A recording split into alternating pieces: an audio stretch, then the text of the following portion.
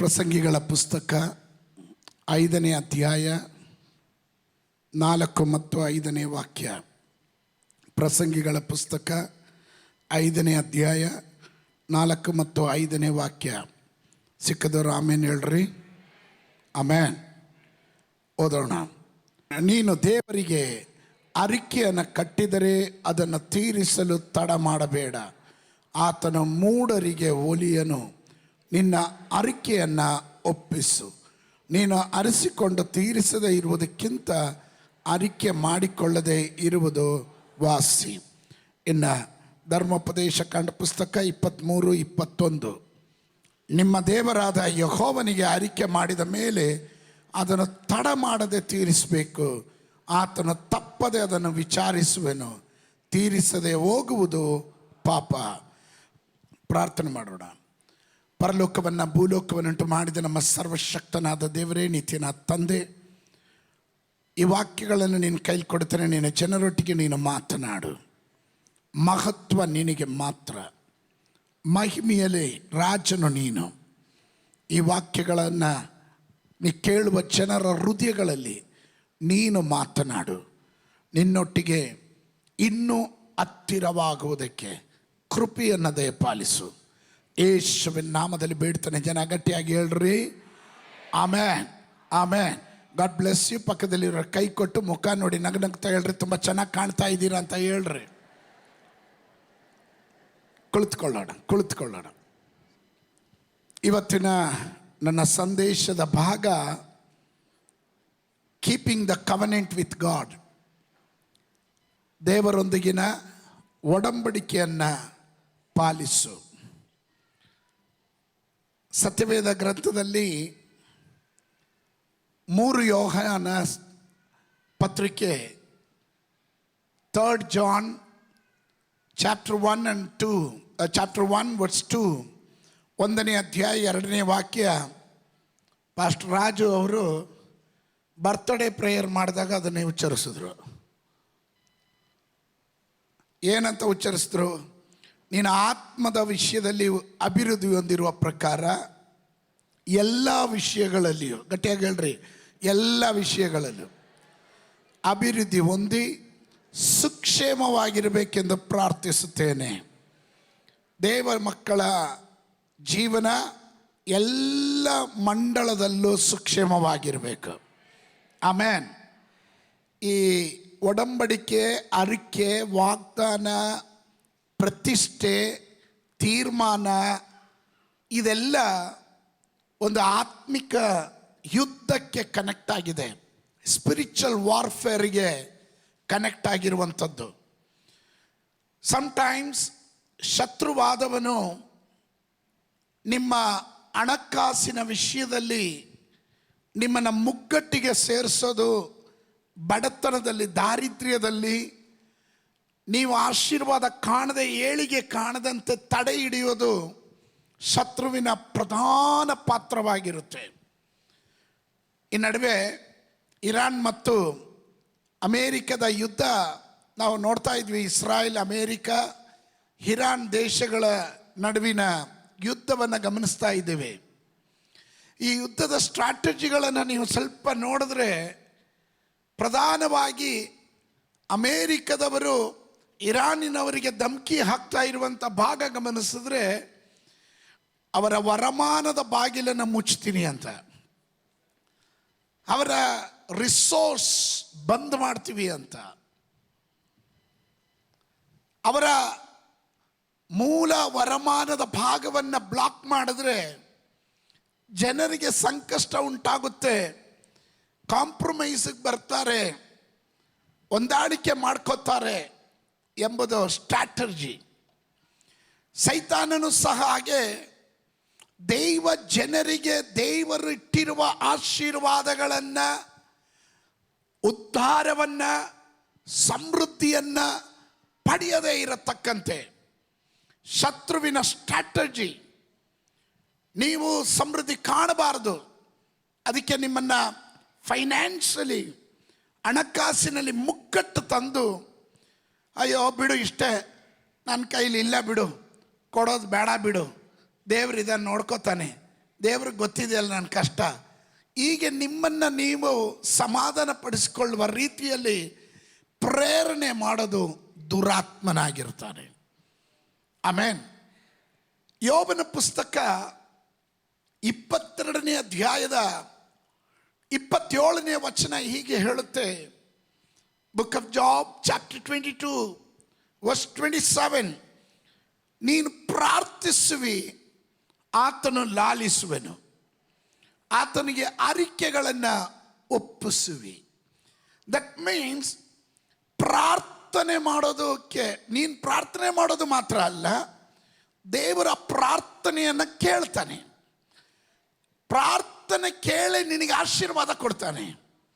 ಆದರೆ 3ನೇ ಭಾಗ ನಿಂದು ಆತನಿಗೆ ಅರಿಕೆಗಳನ್ನು ನೀನು ಒಪ್ಪಿಸ್ಬೇಕು.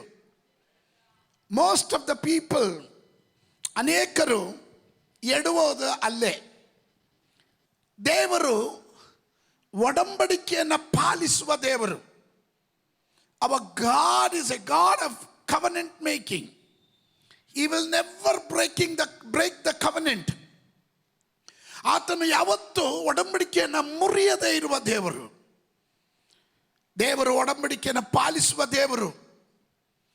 ಸತ್ಯವೇದ ಗ್ರಂಥದಾದ್ಯಂತ ನೀವು ಗಮನಿಸಿದ್ರೆ ಅವನು ಯಾವಾಗಲೂ ತನ್ನ ವಾಕ್ಯವನ್ನು ನೆರವೇರಿಸ್ತಾನೆ, ಅವುಗಳನ್ನು ಗೌರವಿಸುತ್ತಾನೆ, ತನ್ನ ವಾಗ್ದಾನಗಳನ್ನು ಪೂರೈಸ್ತಾನೆ, ಅದು ಚಾಚು ತಪ್ಪದೆ ನೆರವೇರಿಸ್ತಾನೆ.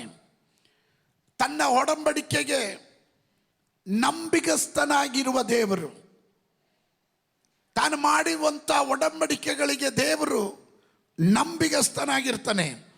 ಆದ್ದರಿಂದ ದೇವರು ತನ್ನ ಸ್ವಭಾವವನ್ನು ಪ್ರತಿಬಿಂಬಿಸುವ ಒಡಂಬಡಿಕೆಯನ್ನು ಪಾಲಿಸುವ ಜನರನ್ನು ಹುಡುಕ್ತಾನೆ. It is very important. Because God is a faithful God. God is faithful in his covenant. ದೇವರು ತನ್ನ ಒಡಂಬಡಿಕೆಯಲ್ಲಿ ನಂಬಿಗಸ್ತನಾಗಿರುವ ಪ್ರಕಾರ, ಅವನ ಮಾತು ತಪ್ಪದೇ ಇರುವ ಪ್ರಕಾರ, ಅದರಂತೆಯೇ ಅವನನ್ನು ಪ್ರತಿಬಿಂಬಿಸುವ ತನ್ನ ಜನರನ್ನು ಹುಡುಕ್ತಾ ಇದ್ದಾನೆ. ದಟ್ ಮೀನ್ಸ್ ಹುಡುಗಾಟಕ್ಕೆ, ಬೇಜವಾಬ್ದಾರಿಯುತವಾಗಿ, ಕಾಟಾಚಾರಕ್ಕೆ ಅರಿಕೆ ಮಾಡಿ ಬಿಟ್ಟು ಬಿಡೋರಲ್ಲ, ಅರಿಕೆಗಳಿಗೆ ಬದ್ಧರಾಗಿರುವವರನ್ನ ದೇವರು ಹುಡುಕ್ತಾ ಇದ್ದಾನೆ. ಅಂಥವ್ರು ನಮ್ಮ ಮಧ್ಯದಲ್ಲಿ ಇರೋದಕ್ಕಾಗಿ ನಾನು ದೇವರಿಗೆ ಸ್ತೋತ್ರ ಮಾಡ್ತೇನೆ. ಕೀರ್ತನೆಗಳು 89:34 ಹೇಳುತ್ತೆ, ತನ್ನ ಒಡಂಬಡಿಕೆಯನ್ನು ಭಂಗಪಡಿಸೋದಿಲ್ಲ, ನನ್ನ ಮಾತನ್ನು ಬದಲಾಯಿಸೋದಿಲ್ಲ. ದೇವರು ತನ್ನ ಒಡಂಬಡಿಕೆಯನ್ನು ಭಂಗಪಡಿಸೋದಿಲ್ಲ, ನನ್ನ ಮಾತನ್ನು ಬದಲಾಯಿಸೋದಿಲ್ಲ. ಮನುಷ್ಯ ಇವತ್ತು ನಾವು ಬದುಕಿರುವಂಥ ಕಾಲ ಹೇಗಿದೆ ಅಂದರೆ, ಮಾತು ಇವತ್ತು ಆಡೋದು ನಾಳೆ ಇಲ್ಲ ಅಂತಾರೆ. ನಾಳೆ ಬೇಡ, ಇವತ್ತು ಆಡಿ 10 ನಿಮಿಷದಲ್ಲಿ ಕೇಳ್ರಿ, ನಾನಾ ಯಾವಾಗ ಎಲ್ಲಿ ಹೇಳಿದೆ ಅಂತಾರೆ.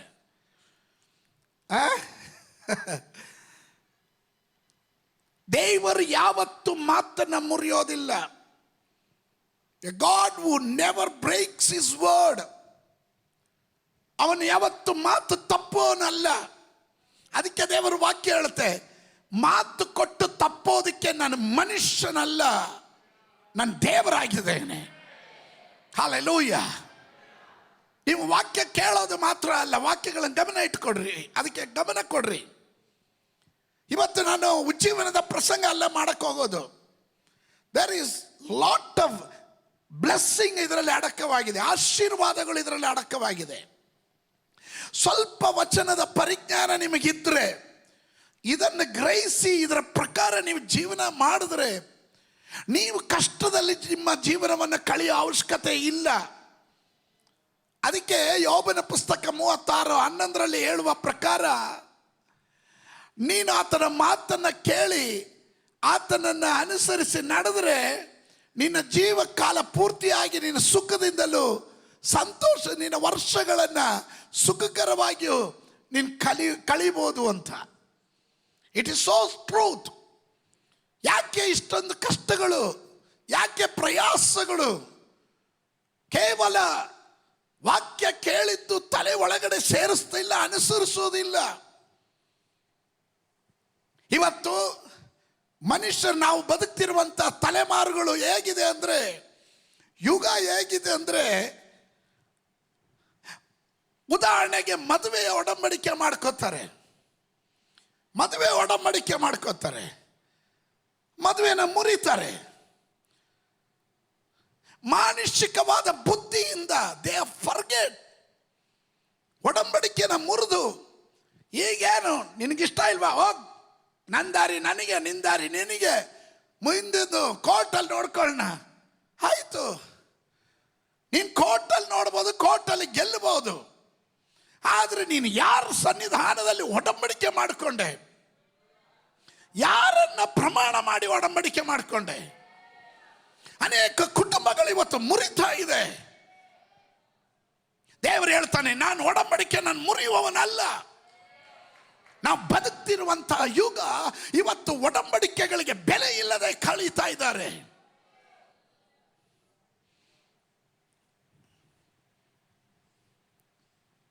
ನೀವು ಆಡಂಬರದ ಮದುವೆ ಮಾಡ್ಕೋತಿರೋ, ಲಘುವಾಗಿ ದೊಡ್ಡ ಸಡಗರ ಇಲ್ಲದ್ರೆ ಮದುವೆ ಮಾಡ್ಕೋತಿರೋ, ಒಂದು ಸಾರಿ ನೀವು ಆ ಕವನೆಂಟಿಗೆ ಬಂದ ಮೇಲೆ, ಆ ಒಡಂಬಡಿಕೆಗೆ ಬಂದ ಮೇಲೆ ಅದಕ್ಕೆ ಬದ್ಧರಾಗಿರ್ರಿ.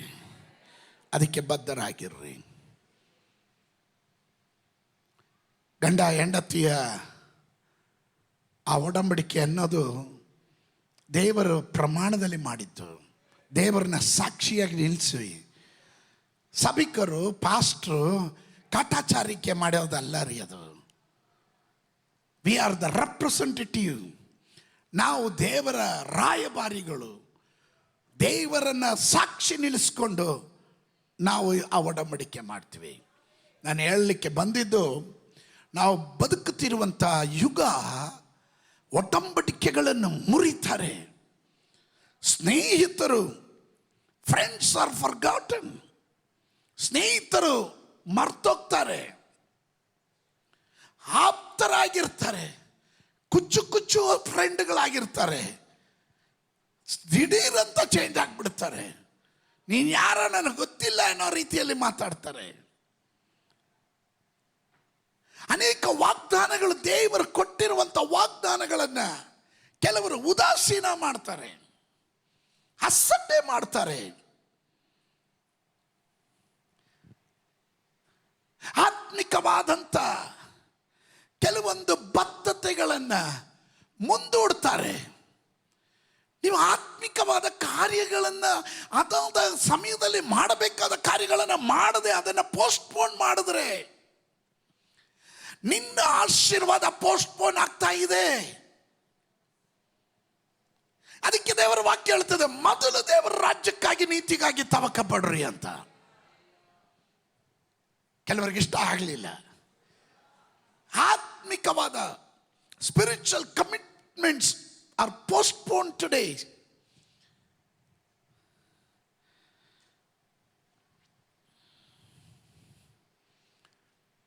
ದೇವರು ನೋಡ್ತಾ ಇರೋದು ಯಾರನ್ನ? ದೇವರ ವಾಕ್ಯ ಹೀಗೆ ಹೇಳ್ತದೆ, ನನ್ನ ಸಾನ್ನಿಧ್ಯಾನವನ್ನು ಅಪೇಕ್ಷಿಸುವ ಬುದ್ಧಿವಂತನಾದ ಮನುಷ್ಯನು ಇದ್ದಾನೋ ಎಂದು ದೇವರು ಪರಲೋಕದಿಂದ ನೋಡುವಾಗ ಒಬ್ಬರು ಇಲ್ಲ. ನಾವು ಓದಿದಂಥ ವಾಕ್ಯದಲ್ಲಿ ಹೇಳುತ್ತೆ, ಮೂಢನು ಹರಿಕೆಗಳನ್ನು ತಳ್ಳಿಬಿಡ್ತಾನೆ ಅಂತ. ಅವನು ಅದಕ್ಕೆ ಗಮನ ಕೊಡೋದಿಲ್ಲ. ಅವನ ಕರೆಯ ಹೆಸರು ಮೂಢ ಅಂತ. ದೇವರ ಸಾನ್ನಿಧ್ಯಾನವನ್ನು ಹುಡುಕುವ, ಅಪೇಕ್ಷಿಸುವ ಯಾರಾದರೂ ಬುದ್ಧಿವಂತರಿದ್ದಾರ? The wise man. ಅದರ ಅರ್ಥ ಏನು? ನಾನು ಮಾತು ಕೊಟ್ಟು ತಪ್ಪದೇ ಇರುವ ಹಾಗೆ ನನ್ನ ಸನ್ನಿಧಾನದಲ್ಲಿ ತೆಗೆದುಕೊಂಡ ತೀರ್ಮಾನಗಳಿಗೆ ಬದ್ಧರಾಗಿರೋರು ಯಾರಾದರೂ ಇದ್ದಾರಾ ಎಂದು ದೇವರು ಹುಡುಕ್ತಾ ಇದ್ದಾನೆ. ನೀವು ಸ್ತೋತ್ರ ಹೇಳದೇ ಇದ್ದಾಗ ನನಗೆ ಅರ್ಥ ಆಯಿತು, ಯಾರೂ ಇಲ್ಲ ಬಿಡಿ ಪಾಸ್ಟರ್, ಅದರಲ್ಲಿ ನಾನೂ ಇಲ್ಲ ಅನ್ನೋ ರೀತಿಯಲ್ಲಿ. ಈ ಆಯ್ಕೆ ಅನ್ನೋದು, ಪ್ರತಿಷ್ಠೆ ಅನ್ನೋದು, ಅಥವಾ ತೆಗೆದುಕೊಳ್ಳೋ ತೀರ್ಮಾನ ಅನ್ನೋದು, ಅರಿಕೆ ಅನ್ನೋದು, it's so important in the Bible. ಸತ್ಯವೇದ ಗ್ರಂಥದಲ್ಲಿ ಬಹಳ ಗೌರವ, ಬಹಳ ಅರ್ಥ ಇರುವಂಥದ್ದಾಗಿರುತ್ತೆ. ನಾನು ಅದಕ್ಕೆ ಆರಂಭದಲ್ಲಿ ಆ ವಾಕ್ಯಗಳನ್ನು ಓದಿಸಿದ್ದು ನಿಮಗೆ. ದೇವರು ಅಬ್ರಾಮನ ಬಳಿಯಲ್ಲಿ ವಾಗ್ದಾನ ಮಾಡ್ತಾನೆ. ಆತನು ಹೇಳಿದನು, ನಿನ್ನ ಸ್ವದೇಶವನ್ನ, ಬಂಧು ಬಳಗವನ್ನ, ತಂದೆಯ ಮನೆಯನ್ನ ಬಿಟ್ಟು ನಾನು ತೋರಿಸುವ ದೇಶಕ್ಕೆ ಹೊರಟು ಹೋಗು. ನಾನು ನಿನ್ನನ್ನು ಒಟ್ಟಗಿಟ್ಟು ಮೈಗೆ ಬಟ್ಟೆ ಕೊಟ್ಟು ಎಲ್ಲಾದರೂ ನಿನ್ನ ನೋಡ್ಕೊತೀನಿ ಬಿಡಪ್ಪ ಅಂತ ಹೇಳಲಿಲ್ಲ.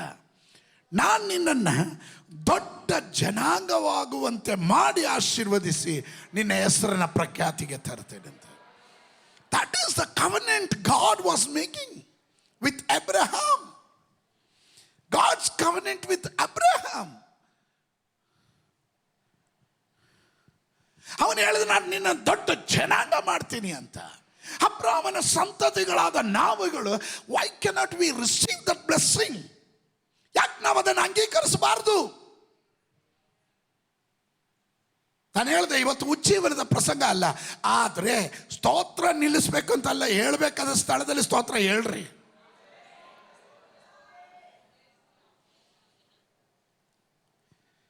ಯೇಸು ಕ್ರಿಸ್ತನ ಮರಣದ ಮೂಲಕ, ಶಿಲುಬೆಯ ಮರಣದ ಮೂಲಕ ನಾವು ಇನ್ನು ದಾರಿದ್ರ್ಯದಲ್ಲೆಲ್ಲ ಸಮೃದ್ಧಿಯಲ್ಲಿ ಜೀವನ ಮಾಡೋದಕ್ಕೆ ದೇವರಿಷ್ಟ. ಯೇಸು ಸ್ವಾಮಿ ಹೇಳಿದನು, ಕಳ್ಳನು ಬರುವುದು ಕದ್ದುಕೊಳ್ಳುವುದಕ್ಕೂ, ಕೊಲ್ಲುವುದಕ್ಕೂ, ಹಾಳು ಮಾಡುವುದಕ್ಕೆ ವಿನಃ ಮತ್ಯಾವುದಕ್ಕೂ ಅವನು ಬರೋದಿಲ್ಲ. ಆದರೆ ನಾನು ನಿಮಗೆ ಜೀವ ಇರಬೇಕು, ಅದು ಸಮೃದ್ಧಿಯ ಜೀವಿತವಾಗಿರಬೇಕು. ಅದಕ್ಕೆ ಯೋಹನನ ಪತ್ರಿಕೆಯಲ್ಲಿ ನಾವು ಕಂಡ್ವಿ, ಎಲ್ಲ ವಿಷಯಗಳಲ್ಲೂ ನೀನು ಸಮೃದ್ಧಿಯಾಗಿರ್ಬೇಕು, ಸುಕ್ಷೇಮವಾಗಿರ್ಬೇಕು. ಯಾರು ಬೇಡ ಅಂತಾರೆ ಅದನ್ನ? ಬಟ್ ನಮ್ಮ ದೇವರು ಏನಾದರೂ ಕಾರ್ಯಗಳನ್ನು ಮಾಡಕ್ ಮುಂಚೆ ಅವನು ಷರತ್ತುಗಳನ್ನು ಇಡ್ತಾನೆ. ಆ ಷರತ್ತುಗಳಿಗೆ ನೀನು ಬದ್ಧನಾಗಿರ್ಬೇಕು. ಅಬ್ರಾಮನನ್ನು ಕರೆದು ದೇವರು ಹೇಳಿದನು, ನಾನು ನಿನ್ನ ದೊಡ್ಡ ಜನಾಂಗವನ್ನಾಗಿ ಮಾಡ್ತೀನಿ, ನಿನ್ನನ್ನು ಆಶೀರ್ವದಿಸಿ ನಿನ್ನ ಹೆಸರನ್ನು ಪ್ರಖ್ಯಾತಿಗೆ ತರುವೆನು, ನೀನೊಂದು ಆಶೀರ್ವಾದದ ನಿಧಿ ಆಗಿವೆ. ಪಕ್ಕದಲ್ಲಿರೋ ಕೈ ಕೊಟ್ಟಲ್ರಿ, ನೀನೊಂದು ಆಶೀರ್ವಾದದ ನಿಧಿ ಅಂತ. ಒಂದು ಹೇಳ್ತೀನಿ ಕೇಳ್ರಿ, ಗಮನಿಸ್ರಿ. ನೀವು ಎಷ್ಟು ಉದಾಸೀನ ದೇವರ ವಾಕ್ಯದಲ್ಲಿ ಮಾಡ್ತಿರೋ ಅಷ್ಟು ನಿಮ್ಮ ಆಶೀರ್ವಾದಕ್ಕೆ ತಡೆ ಆಗ್ತಾ ಇರುತ್ತೆ. ಯು ನೋ, ಇನ್ ದ ಬೈಬಲ್ನಲ್ಲಿ ಸೋಮಾರಿಗಳು ಸಮೃದ್ಧಿ ಕಾಣದೇ ಇಲ್ವಂತೆ. The lazy will never prosper. ಸೋಮಾರಿಗಳು ಯಾವ ಸೋಮಾರಿಗಳು? ವಾಕ್ಯ ಕೇಳದೆ ಅನ್ಕೊಂಡು ಹೋಗ್ತಾರೆ ನೋಡಿ. ನನ್ನ ಭಾವನೆಯಲ್ಲಿ ಅವರೇ ಸೋಮಾರಿಗಳು, ಜವಾಬ್ದಾರಿ ಇಲ್ದಿರೋರು. ಅಬ್ರಾಮನನ್ನು ಕರೆದು ದೇವರು ಬೇರ್ಪಡಿಸುವಾಗ ಇಂಪಾಸಿಬಲ್ ಕಾರ್ಯ, ಅಸಾಧ್ಯವಾದ ಕಾರ್ಯವನ್ನ ದೇವರು ಸಾಧಿಸಿದನು. ಅವನನ್ನು ಆಶೀರ್ವಾದ ಮಾಡಿದನು. ಇಬ್ರಿಯರಿಗೆ ಬರೆದ ಪತ್ರಿಕೆ 10:23 ಹೇಳುತ್ತದೆ, ವಾಗ್ದಾನ ಮಾಡಿದ ಆತನು ನಂಬಿಗಸ್ತನು. He who promised is faithful. ಅವನು ನಂಬಿಗಸ್ತನು. ಅದರಿಂದಲೇ ನಾನು ಹೀಗೆ ಹೇಳಿದೆ, whatever you speak in the presence of God, ನಿನ್ನ ಮನೆಯಲ್ಲಾಗ್ಬೋದು, ಸಭೆಯಲ್ಲಾಗ್ಬೋದು, ಆತ್ಮಿಕ ವಿಷಯವಾಗ್ಬೋದು, ನೀನು ದೇವರ ಸನ್ನಿಧಾನದಲ್ಲಿ ತೆಗೆದುಕೊಳ್ಳುವ ಪ್ರತಿಯೊಂದು ಹರಕೆಗಳು ಅದು ಭಾಳ ಇಂಪಾರ್ಟೆಂಟ್ ಆಗಿರುತ್ತದೆ. ಅಬ್ರಾಮನನ್ನು ನೆನೆಸ್ಕೊಂಡಂಥ ದೇವರು ಅಬ್ರಾಮನನ್ನು, ನೋಹನನ್ನು, ಹನ್ನಳನ್ನು, ದಾವೀದನನ್ನು ಎಲ್ಲರನ್ನ ಅವರಿಗೆ ಮಾಡಿದ ವಾಗ್ದಾನ ಪ್ರಕಾರ ಆಶೀರ್ವಾದ ಮಾಡಿದ ದೇವರು ನಿನ್ನನ್ನು ಆಶೀರ್ವಾದ ಮಾಡೇ ಮಾಡ್ತಾನೆ. ಅವನು ನಿನ್ನನ್ನು ಕೈ ಬಿಡೋದಿಲ್ಲ. ಆಮೇನ್, ಆಮೇನ್. ಈಗ ಬನ್ನಿರಿ, ಪ್ರಸಂಗಿಗಳ ಪುಸ್ತಕದ ಕಡೆಗೆ ಬನ್ನಿರಿ. This is very important. ಪ್ರಸಂಗಿಗಳ ಪುಸ್ತಕ 5ನೇ ಅಧ್ಯಾಯ 4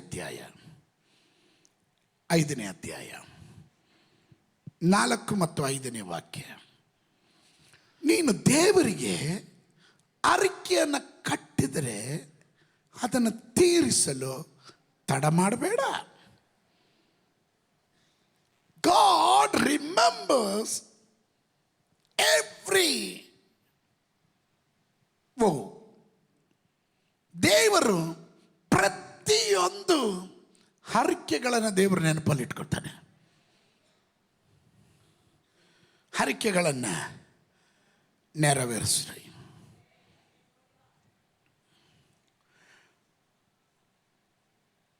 ಧರ್ಮೋಪದೇಶ ಕಾಂಡ ಪುಸ್ತಕ ಡ್ಯೂಟ್ರನಾಮಿ 23:21.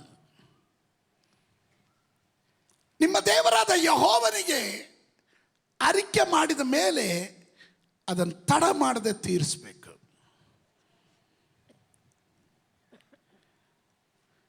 ಅಲ್ಲೂ ಧರ್ಮೋಪದೇಶ ಕಾಂಡ ಪುಸ್ತಕದಲ್ಲೂ ಏನು ಹೇಳ್ತಾ ಇದೆಯೋ, ಪ್ರಸಂಗಿಗಳ ಪುಸ್ತಕದಲ್ಲಿ ಜ್ಞಾನಿಗಳಲ್ಲಿ ಜ್ಞಾನಿಯಾದ ಸೊಲೊಮೋನ್ ಅದನ್ನೇ ಹೇಳ್ತಾ ಇದ್ದಾನೆ.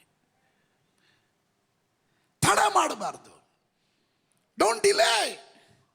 ನಿನ್ನ ಭಾಗದಿಂದ ನೀನು ಯಾವಾಗ ಡಿಲೇ ಮಾಡ್ತೀಯೋ ನಿನ್ನ ಆಶೀರ್ವಾದಗಳು ಡಿಲೇ ಆಗ್ತಾನೆ ಇರುತ್ತೆ.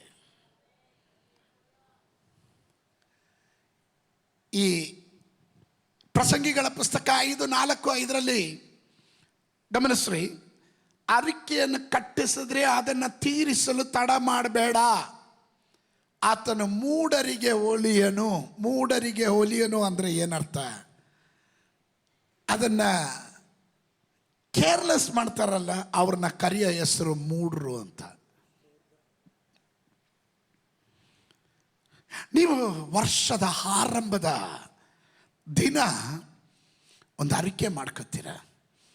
ಏನಂತ ಮಾಡ್ಕೊತೀರ ನೋಡ್ರಿ? ಈ ಅರಿಕೆ ಅನ್ನೋದು ಮುಂದಿನ ಆಶೀರ್ವಾದಕ್ಕೆ ಅಡ್ವಾನ್ಸ್ ಆಗಿ ತೆಗೆದುಕೊಳ್ಳುವಂಥ ಒಂದು ತೀರ್ಮಾನ.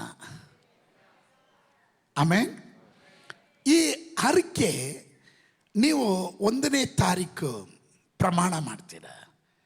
ಈ ವರ್ಷ ಮೊದಲ 6 ತಿಂಗಳು ಈ ಸಭೆ ಅನುಭವದ ಮೂಲಕ ನಡೆಯುವ ಸಭೆ.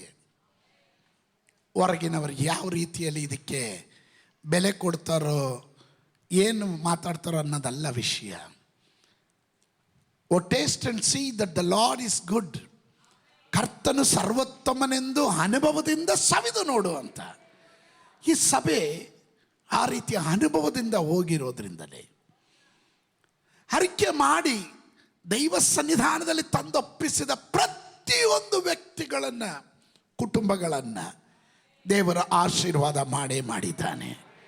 ಆಮೇಲೆ ಹಾಗಾದರೆ ಅವನು ಯಾರಿಗೆ ಒಲಿತಾನೆ? ಅರಿಕೆ ಮಾಡಿ ನೆರವೇರಿಸುವವರಿಗೆ ಒಲಿತಾನೆ. ಮೂಢರಿಗೆ ಒಲಿಯೋದಿಲ್ಲ. ಮೂಢರಿಗೆ ಒಲಿಯೋದಿಲ್ಲ. ಅದರ ಅರ್ಥ ಏನು? ಮೂಢರಿಗೆ ಒಲಿಯೋದಿಲ್ಲ ಅಂದರೆ ಅವನು ನನ್ನ ಮಾತು ಕೇಳಲ್ಲ ಅಂತ. ನಿನ್ನ ಅರಿಕೆಯನ್ನು ಒಪ್ಪಿಸು. ನೀನು ಹರಿಸ್ಕೊಂಡು ತೀರಿಸದೇ ಇರುವುದಕ್ಕಿಂತ ಅರಿಕೆ ಮಾಡಿಕೊಳ್ಳದೇ ಇರುವುದು ವಾಸಿಯಾಗಿತ್ತು. Nobody forced you. ಯಾರು ನೀನನ್ನು ಬಲವಂತ ಮಾಡಲಿಲ್ಲ. ನೀನು ಅರಿಕೆ ಮಾಡಲೇಬೇಕು. ಯಾರಾದ್ರೂ ಬಂದಿದ್ವಾ? ಯಾರಾದ್ರೂ ಬಲವಂತ ಮಾಡಿದ್ವಾ? ಇಲ್ಲಲ್ಲ. ನಿಮ್ಮ ನಿಮ್ಮ ಹೃದಯಗಳಲ್ಲಿ ನೀವು ತೆಗೆದುಕೊಂಡದ್ದು ತೀರ್ಮಾನ. ಧರ್ಮೋಪದೇಶ ಕಾಂಡ ಪುಸ್ತಕದಲ್ಲಿರ್ತಾರೆ, ನಿಮ್ಮ ದೇವರಿಗೆ ಅರಿಕೆ ಮಾಡಿದ ಮೇಲೆ ಅದನ್ನು ತಡ ಮಾಡಬೇಡ, ತೀರಿಸಬೇಕು. ಅದನ್ನು ತಪ್ಪದನ್ನು ವಿಚಾರಿಸುವನು, ತೀರಿಸದೆ ಹೋಗುವುದು ಪಾಪ. ದಟ್ ಮೀನ್ಸ್ ನೀನು ಅರಿಕೆಯನ್ನು ತೀರಿಸದೆ ಹೋದರೆ ಅದು ಪಾಪ. ಅರಿಕೆಯು ವಾಗ್ದಾನಕ್ಕಿಂತ ಹೆಚ್ಚಿನದು. ನಾನು ಮತ್ತೊಮ್ಮೆ ಹೇಳ್ತೀನಿ, ಅರಿಕೆಯು ವಾಗ್ದಾನಕ್ಕಿಂತ ಹೆಚ್ಚಿನದು. ಅದು ದೇವರ ಮುಂದೆ ಒಂದು ಒಡಂಬಡಿಕೆಯ ಬದ್ಧತೆಯಾಗಿದೆ. ಅದು ದೇವರ ಮುಂದೆ ನಾವು ಮಾಡಿಕೊಳ್ಳುವ ಒಡಂಬಡಿಕೆಯ ಬದ್ಧತೆಯಾಗಿದೆ, ಕಮಿಟ್ಮೆಂಟ್ ಆಗಿರುತ್ತೆ.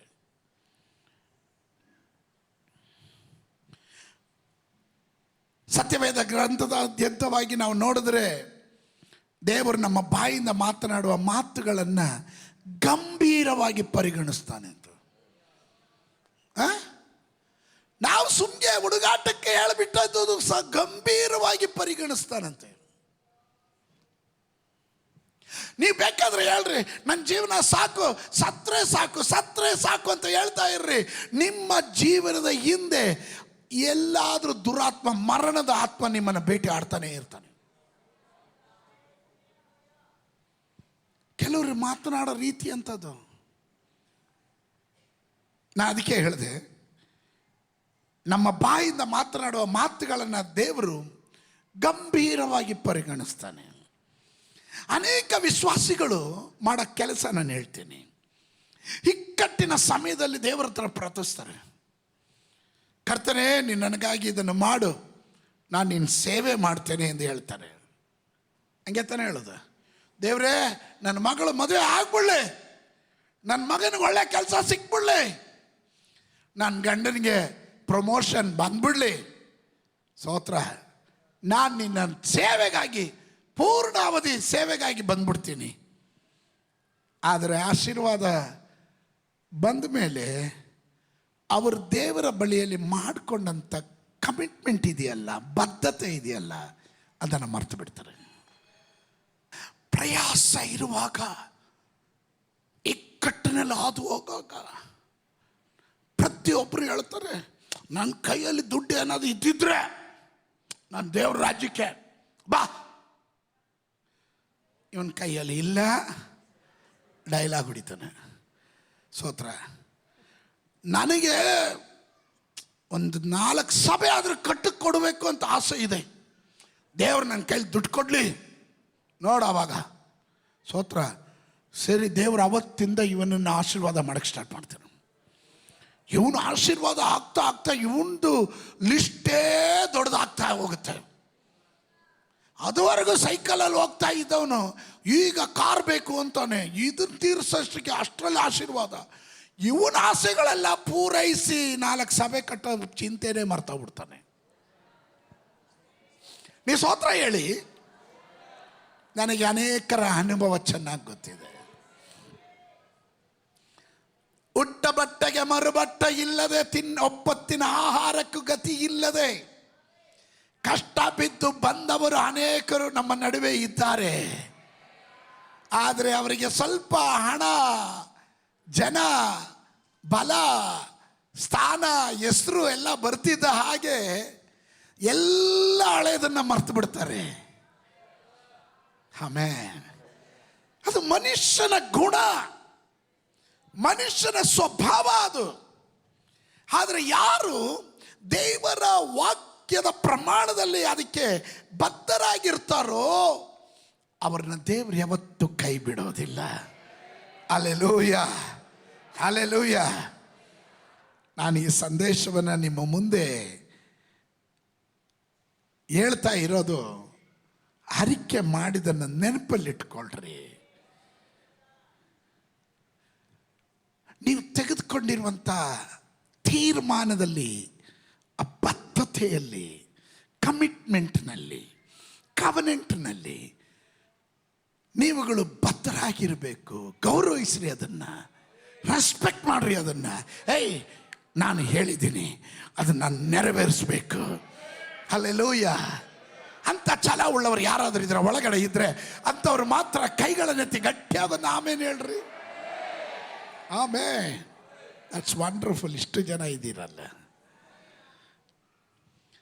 ದೇವರು ಪ್ರತಿಯೊಂದು ಹರಕೆಗಳನ್ನು ನೆನಪಲ್ಲಿಟ್ಕೊತಾನೆ, ಅವನು ಮರೆಯೋದಿಲ್ಲ. ಅರಣ್ಯಕಾಂಡ ಪುಸ್ತಕ 32 ನೋಡ್ರಿ. 32 Numbers 30:2.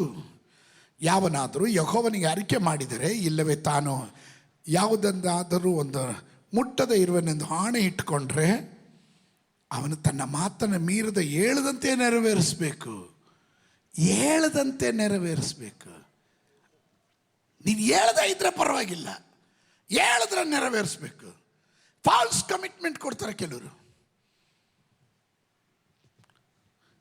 ನನ್ನ ಜೀವನದಲ್ಲಿ ನಾನು ಸಾಧ್ಯವಾದಷ್ಟು ಫಾಲ್ಸ್ ಕಮಿಟ್ಮೆಂಟ್ ಕೊಡಲ್ಲ. ನನ್ನ ಮಕ್ಕಳು ಮನೆಯಲ್ಲೂ ನಾವು ಅಷ್ಟೇ, ಮಕ್ಕಳಿಗೂ ಅಷ್ಟೇ, ಅವರಿಗೊಂದು ಫಾಲ್ಸ್ ಕಮಿಟ್ಮೆಂಟ್ ನಾನು ಕೊಡೋದಿಲ್ಲ. ನನಗೆ ತೀರ್ಸೋಕ್ಕಾಗಲ್ಲ ಅಂದರೆ ಆಗಲ್ಲ ಅಂತಲೇ ಹೇಳ್ತೀನಿ, ನನ್ನ ಕೈಯಲ್ಲಿ ಆಗಲ್ಲ ಅಂತ ಹೇಳ್ತೀನಿ. ಆದರೆ ನೆರವೇರಿಸ್ತೀನಿ, ಮಾಡ್ತೀನಿ ಅಂತ ಹೇಳಿಬಿಟ್ಟು ಮಾಡದೇ ಇರಲ್ಲ. ನನ್ನ ಮಕ್ಕಳು ಚೆನ್ನಾಗಿ ಅರ್ಥ ಮಾಡ್ಕೊಂಡಿದ್ದಾರೆ. ಅದರಿಂದ ಅವರು ನನ್ನ ಬಾಯಿಂದ ಹೇಳಿಸೋದಕ್ಕೆ ಸತತ ಪ್ರಯತ್ನ ಮಾಡ್ತಾರೆ. ಕಡೆಗೆ ನಾನು ಒಂದು ಡೈಲಾಗ್ ಹೊಡ್ತೀನಿ, ಲೆಟ್ ಮಿ ಸಿ, ಸಾಧ್ಯ ಆದರೆ ನೋಡೋಣ.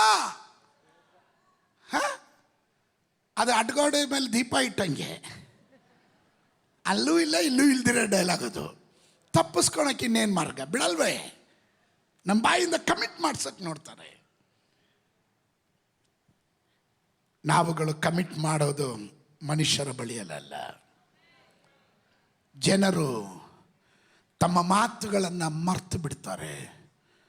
ಪರಲೋಕದಲ್ಲಿ ಅವುಗಳನ್ನು ದೇವರು ದಾಖಲು ಮಾಡ್ತಾನೆ. ಸತ್ಯವೇದ ಗ್ರಂಥ ಹೇಳುತ್ತದೆ, ಮಲಾಕಿಯ ಪುಸ್ತಕದಲ್ಲಿ ಬಹಳ ವ್ಯಕ್ತವಾಗಿ ಬರೆಯಲ್ಪಟ್ಟಿದೆ, ತನ್ನ ಭಕ್ತರು ತಮ್ಮಲ್ಲಿ ಮಾತನಾಡುವುದನ್ನು ಯೆಹೋವನು ಶ್ರದ್ಧೆಯಿಂದ ಕೇಳಿ ತನ್ನ ಪುಸ್ತಕದಲ್ಲಿ ಅದನ್ನು ಹಾಗೆ ಬರೆದಿಡ್ತಾನೆ ಅಂತ. Are you with me? ನೀವು ನನ್ನ ಜೊತೆ ಇದ್ದೀರಾ?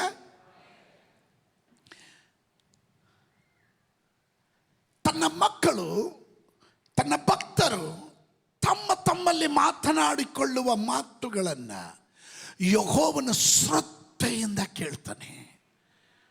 ಆ ಮಾತುಗಳನ್ನು ತನ್ನ ಪುಸ್ತಕದಲ್ಲಿ ಹಾಗೇ ಬರೆದಿಡ್ತಾನೆ. ಮನುಷ್ಯರಾದ ನಾವುಗಳು ಮರಿಬೋದು, ದೇವರು ಮರೆಯೋದಿಲ್ಲ. ಮರೆಯೋದಕ್ಕೆ ಅವನು ಮರವಿ ಇರುವ ದೇವರು ಅಲ್ಲ. ಎತ್ತ ಹೆಂಗಸು ತನ್ನ ಕೂಸನ್ನು ಮರೆತರು, ನಾನು ನಿಮ್ಮನ್ನು ಮರೆಯೋದಿಲ್ಲ ಅಂತ ವಾಗ್ದಾನ ಮಾಡ್ತವನು. Amen, hallelujah. Every decision, every commitments what you take, ನೀನು ತೆಗೆದುಕೊಳ್ಳೋ ನಿರ್ಧಾರಗಳು, ತೀರ್ಮಾನಗಳು. ಅದಕ್ಕೆ ನಾನು ಅವಾಗವಾಗ ಹೇಳ್ತಾ ಇರ್ತೀನಿ, ದೈವಿಕವಾದ ನಿರ್ಧಾರಗಳನ್ನು ತೆಗೆದುಕೊಳ್ಳ್ರಿ, ದೈವ ಆಲೋಚನೆಯ ನಿರ್ಧಾರಗಳನ್ನು ತೆಗೆದುಕೊಳ್ಳ್ರಿ. ಡೋಂಟ್ ಬಿ ಇಮೋಷನಲ್ ಆಗಬೇಡ್ರಿ. ಉದ್ವೇಗಕ್ಕೊಳಗಾಗಿ ಹೇಳ್ಬಿಡೋದು. ದೇವರು ಬರೆದಿಟ್ಟಿರ್ತಾರೆ ಸ್ತೋತ್ರ, ನೀನು ಮಾಡ್ತೀನಿ ಅಂತ ಮೇಲೆ ದೇವರು ನಿನ್ನನ್ನು ಆ ದಾರಿಯಲ್ಲಿ ನಡೆಸ್ಬಿಟ್ಟಿರ್ತಾನೆ. ಆವಾಗ ನಿಮ್ಗೆ ಅದು ಮಧ್ಯದಲ್ಲಿ ಸೈತಾನ್ ಏನು ಮಾಡ್ತಾನೆ, 4 ಪ್ರಾಬ್ಲಮ್ ತಂದು ಹಾಕ್ತಾನೆ. ನೀವೇನು ಮಾಡ್ತೀರ ಗೊತ್ತಾ? ಅಯ್ಯೋ ದೇವ್ರದ ಪಕ್ಕಕ್ಕಿರಲಿ, 4 ಪ್ರಾಬ್ಲಮ್ ಫಸ್ಟ್ ಸಾಲ್ವ್ ಮಾಡೋಣ ಅಂತ. ಅಲ್ಲೇ ನೀವು ನಿಮ್ಮ ಆಶೀರ್ವಾದ ಕಳ್ಕೊಳೋದು. ನಿಮ್ಮ ಪ್ರಾಬ್ಲಮ್ ಯಾವಾಗಲೂ ಇದ್ದೇ ಇರುತ್ತೆ, ಆದರೆ ಪ್ರಾಬ್ಲಮ್ಗೆ ಪರಿಹಾರ ಬೇಕಲ್ಲ. ಆ ಪರಿಹಾರದ ಸೂತ್ರ ನಾನು ಹೇಳ್ತಾ ಇದ್ದೇನೆ, ಗಮನ ಇಟ್ಟು ಕೇಳ್ರಿ. ಆಮೆನ್. ನನಗೆ ಸತ್ಯವೇದ ಗ್ರಂಥದಲ್ಲಿ ಎಲ್ಲರಿಗೂ ಗೊತ್ತಿರುವಂಥ ಒಂದು ವಾಕ್ಯ ಓದೋಣ. ಸಮುವೇಲನ ಪುಸ್ತಕ 1ನೇ ಅಧ್ಯಾಯದ 11ನೇ ವಾಕ್ಯ. 1ನೇ ಅಧ್ಯಾಯದ 11ನೇ ವಾಕ್ಯ. ಸೇನಾಧೀಶ್ವರನಾದ ಯೆಹೋವನೇ, ನಿನ್ನ ದಾಸಿಯ ದುಃಖವನ್ನು ಪರಾಂಬರಿಸು, ನನ್ನನ್ನು ತಿರಸ್ಕರಿಸದೆ ಕನಿಕರ ಪಟ್ಟು ನನಗೊಬ್ಬ ಮಗನನ್ನು ಕೊಡಬೇಕು. ಅವನ ಜೀವದಿಂದ ಇರುವ ತನಕ ನಿನ್ನವನಾಗೇ ಇರುವ ಹಾಗೆ ನಿನಗೆ ಪ್ರತಿಷ್ಠಿಸಿ ಕೊಡುವೆನು. ಅವನ ತಲೆಯ ಮೇಲೆ ಕ್ಷೌರ ಕತ್ತಿಯನ್ನು ಬರಗೊಡಿಸುವುದಿಲ್ಲ ಎಂದು ಪ್ರಾರ್ಥಿಸಿ ಹರಿಕೆ ಮಾಡಿದಳು. ಅವಳು ಪ್ರಾರ್ಥಿಸಿ ಹರಿಕೆ ಮಾಡಿದಳು.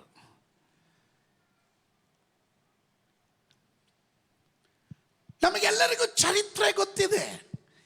ಎಲ್ಕಾನನಿಗೆ 2 ಹೆಂಡತಿಯರು, ಹನ್ನ ಮತ್ತು ಪೆನೀನಾ. ಪೆನೀನಾಗೆ ಮಕ್ಕಳಿದ್ದಾರೆ. ಪ್ರತಿ ವರ್ಷವೂ ಒಂದೊಂದು ಮಗು ಹುಡ್ತಾ ಇದೆ. ಹನ್ನ ಬಂಜೆ ಆಗಿದ್ದಾಳೆ. ಇವಳು ಬಂಜೆ ಅಂತ ಹೇಳಿ ತನ್ನ ಸವತಿ ಆದಂಥ ಪೆನೀನಾ ಇವಳನ್ನು ಆಳಿಸಿ ಚುಚ್ಚಿ ಮಾತನಾಡ್ತಾಳೆ. ಸಂಕಟ ತಡೀಲಾರದೆ ಗಂಡನ ಬಳಿ ಹೇಳಿದ್ರೆ ಗಂಡ ಹೇಳ್ತಾನೆ, 10 ಮಕ್ಕಳಿಗಿಂತ ಹೆಚ್ಚಾಗಿ ನಾನು ನಿನ್ನನ್ನು ಪ್ರೀತಿಸ್ತೀನಿ, ಇದಕ್ಕಿಂತ ಇನ್ನೇನು ಬೇಕು ಬಿಡು, ನೀನು ತಲೆ ಕೆಡಿಸ್ಕೊಬೇಡ ಅಂತ. ಅವಳಿಗೆ ಅರ್ಥ ಆಯಿತು, ಪುತ್ರ ಸಂತಾನವು ಯೆಹೋವನ ಸ್ವಾಸ್ಥ್ಯವು, ಮಕ್ಕಳು ದೇವರು ಕೊಡುವ ಬಹುಮಾನ ಎಂಬುದು ದೇವರ ವಾಕ್ಯದ ಪ್ರಮಾಣ. ಅದರಿಂದಲೇ ಅವಳು ದೈವ ಸಮ್ಮುಖದಲ್ಲಿ ಹೋಗಿ ದೇವರ ಸನ್ನಿಧಾನದಲ್ಲಿ ಪ್ರಾರ್ಥಿಸ್ತಾಳೆ. ಅವಳ ಪ್ರಾರ್ಥನೆ, ನಿನ್ನ ದಾಸಿಯ ದುಃಖವನ್ನು ಪರಾಂಬರಿಸು, ನನ್ನನ್ನು ತಿರಸ್ಕರಿಸದೆ ಕನಿಕರವಿಟ್ಟು ನನಗೊಬ್ಬ ಮಗನನ್ನು ಕೊಡಬೇಕು, ಅವನ ಜೀವದಿಂದ ಇರುವ ತನಕ ನಿನ್ನವನಾಗಿಯೇ ಇರುವ ಹಾಗೆ ನಿನಗೆ ಪ್ರತಿಷ್ಠಿಸಿ ಕೊಡುವೆನು. What A beautiful. ಹರಿಕೆ ಮಾಡುವಾಗ ಯೋಚನೆ ಮಾಡಬೇಕು. ಅವಳು ಮತ್ತೊಮ್ಮೆ ಹೇಳ್ತಾಳೆ, ತಲೆಯ ಮೇಲೆ ಕ್ಷೌರ ಕತ್ತಿಯನ್ನು, ನಾಸಿರ್ ವೃತ ಅಂತಾರೆ ಅದನ್ನು, ಬರಗೊಡೋದಿಲ್ಲ ಎಂದು ಪ್ರಾರ್ಥಿಸಿ ಹಾರಿಕೆ ಮಾಡ್ತಾಳೆ. ಅವಳ ಜೀವನದಲ್ಲಿ ನಮಗೆ ಗೊತ್ತು, ಆ ದಿನ ಪ್ರಾರ್ಥನೆ ದೇವರು ಕೇಳ್ತಾನೆ. ಸಮುವೇಲ್ ಬಾಲಕನು ಹುಟ್ಟುತ್ತಾನೆ.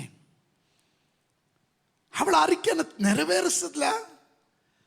1ನೇ ಅಧ್ಯಾಯದ 27 ಮತ್ತು 28ನೇ ವಾಕ್ಯ ಗಮನಿಸ್ರಿ. ಆತನು ನನ್ನ ಪ್ರಾರ್ಥನೆ ಫಲವಾಗಿ ಅನುಗ್ರಹಿಸಿದ ಮಗನು ಇವನೇ. ಅರಿಕೆ ಸಮೇತ ಬಂದಿದ್ದಾಳೆ. ಯಾರ ಬಳಿ ಬಂದಿರೋದು? ಏಲಿ ಯಾಜಕರ ಬಳಿ ಬಂದಿದ್ದಾನೆ. ಈ ಯಾಜಕನು ಹೇಳ್ದ, ನೀನು ಮದ್ಯಪಾನದ ಅಮಲಿನಲ್ಲಿ, ನಿನ್ನ ಮದ್ಯಪಾನದ ಅಮಲು ಇನ್ನೂ ಇಳಿದಿಲ್ವಾ? ಇಲ್ಲ ಸ್ವಾಮಿ, ನನ್ನ ದುಃಖ, ನನ್ನ ವೇದನೆ ನನ್ನ ದೇವರ ಸನ್ನಿಧಾನದಲ್ಲಿ ಹಂಚಿಕೊಳ್ತಾ ಇದ್ದೀನಿ. ಆಗ ಅವನಿಗೆ, ಕಾರಣ ಏಲಿ ಅವನ ಕಣ್ಣು ಮೊಬ್ಬಾಗಿತ್ತು, ದೈವ ದರ್ಶನಗಳು ವಿರಳವಾಗಿತ್ತು, ದೈವೋಕ್ತಿಗಳು ವಿರಳವಾಗಿತ್ತು, ದೈವ ಶಬ್ದ ನಿಂತೋಗಿತ್ತು. ಮಾನಸಿಕ ಬುದ್ಧಿಯಲ್ಲಿ ಅವನು ಕ್ಯಾಲ್ಕುಲೇಟ್ ಮಾಡ್ತಾ ಇದ್ದಾನೆ. ಹೊರಗಡೆ ಮನುಷ್ಯನು ಹೊರಗಡೆ ನೋಡುವಾಗ ಹೃದಯದ ಅಂತರಿಂದ್ರಿಯವನ್ನು ಶೋಧನೆ ಮಾಡುವ ನೀತಿ ಸ್ವರೂಪನು ನಮ್ಮ ದೇವರಾಗಿದ್ದಾನೆ. ಅವನ್ನು ನೋಡಿದರೆ ಹಂಗಲ್ಲ, ಅವಳ ಯಥಾರ್ಥವನ್ನು ಅವಳು ಕೂಗಿ ಹೇಳಿದ್ಲು. ಆಗ ಅವನ ಮನ ತಿರ್ಗ ಅವನ್ನ ಪ್ರಾರ್ಥನೆ ಮಾಡಿ ಅವಳನ್ನ ಬ್ಲೆಸ್ ಮಾಡಿ ಕಳಿಸ್ತಾನೆ. ಈಗ ಅವಳು ವಾಪಸ್ಸು ಆಶೀರ್ವಾದದೊಂದಿಗೆ ಬಂದಿದ್ದಾಳೆ. ವಾಗ್ದಾನ ನೆರವೇರಿದ. ನೋಡು ಏನು ಅರಿಕೆ ಮಾಡಿದ, ಆ ಅರಿಕೆ ಪ್ರಕಾರ ಅವಳು ಮಗುವನ್ನು ತಗೊಂಡ್ಬಂದಿದ್ದಾಳೆ. ಈಗ ನಮಗೆ ಆಶೀರ್ವಾದ ಬಂದಿದೆ ತಡ. ಕೆಲವರು ನಾನು ನೋಡಿದ್ದೀನಿ, ಸತ್ಯವಾಗ್ಲೂ ಹೇಳ್ತಿದ್ದೀನಿ, ಕೇಳ್ರಿ, ಗಮನಿಸ್ರಿ. ಎಷ್ಟೋ ಜನ ಮಕ್ಕಳಿಲ್ಲ ಪ್ರಾರ್ಥನೆ ಮಾಡಿ ಪಾಸ್ಟ್ರೆ ಪ್ರಾರ್ಥನೆ ಮಾಡಿ ಮಗು ಆದ್ಮೇಲೆ ಚರ್ಚ್ಗೂ ಬರಲ್ಲ. ಮಗು ಮಗು ಮಗು ಮಗು ಏನು ಕೇಳಿದ್ರು, ಅಯ್ಯೋ ಮಗು ಬೆಳೀತಾ ಇದೆಯಲ್ಲ ಪಾಸ್ಟ್ರೆ. ಹೌದು, ನಮ್ಮ ಮಕ್ಕಳೆಲ್ಲ ಈ ಭೂಮಿಯಲ್ಲಿ ಬೆಳೀಲಿಲ್ಲ, ಆಕಾಶದಲ್ಲಿ ಬೆಳೆದವು. ನಿನಗೆ ಆಶೀರ್ವಾದ ಬಂದಾಗ ಆಶೀರ್ವಾದದೊಂದಿಗೆ ನೀನು ಆಲಯದಲ್ಲಿ ಬಾ. ನೀನು ಅರಿಕೆ ಮಾಡದೇ ಇದ್ದಿದ್ರೆ ಪರವಾಗಿಲ್ಲ, ಅರಿಕೆ ಮಾಡಿದ್ರೆ ಅದನ್ನು ನೆರವೇರಿಸಿಲ್ಲ ಇಲ್ಲದಿದ್ರೆ ನೀನು ಪಾಪ ಮಾಡ್ತಾ ಇದ್ದೀಯ.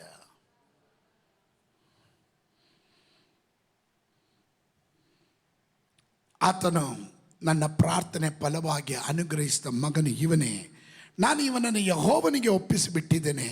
ನೋಡಿದ್ರಾ ಏನು ಮಾಡಿದ? ಯೆಹೋವನಿಗೆ ಇವನ ಜೀವದಿಂದ ಇರೋ ತನಕ ಆತನಿಗೆ ಪ್ರತಿಷ್ಠಿತನಾಗಿ ಎಂದು ಹೇಳಿದಳು. ಆಮೇಲೆ ಅವರು ಯೆಹೋವನಿಗೆ ನಮಸ್ಕರಿಸಿದರು. ಹರಕೆ ಎನ್ನುವುದು ಒಂದು ವರ್ಷಿಪ್, ಆರಾಧನೆ. ಅದು ಹರಕೆ ನೆರವೇರಿಸಿ ಆರಾಧಿಸೋದು. ಇವತ್ತು ನಾನು ಕೂಗಿ ಹೇಳ್ತೇನೆ, ಯಾರೆಲ್ಲ ಆರಿಕೆಗಳನ್ನು ಮಾಡಿ ಮರೆತೋಗಿದ್ದಾರೋ, ಯಾರೆಲ್ಲ ದೈವಿಕವಾದ ಆಶೀರ್ವಾದದ ಪಡೆಯದೆ ತಡ ಅವರ ಜೀವನದಲ್ಲಿ ಆಗ್ತಾ ಇದೆಯೋ, ಇವತ್ತು ಪರಿಶುದ್ಧಾತ್ಮನು ನಿಮ್ಮನ್ನ ಎಚ್ಚರಿಸಿ ನಿಮ್ಮ ಒಳಗಡೆ ಆಲೋಚನೆ ಕೊಡ್ತಾ ಇದ್ದಾನೆ. ಮರೆತು ಹೋದಂಥ ಪ್ರತಿಯೊಂದು ಒಡಂಬಡಿಕೆ ಮತ್ತು ವಿಳಂಬವಾದ ಪ್ರತಿಯೊಂದು ವಾಗ್ದಾನಗಳನ್ನು ಪವಿತ್ರಾತ್ಮನು ಮತ್ತೆ ಮತ್ತೆ ಮತ್ತೆ ನಿಮ್ಮ ನೆನಪಿಗೆ ತರ್ತಾ ಇದ್ದಾನೆ.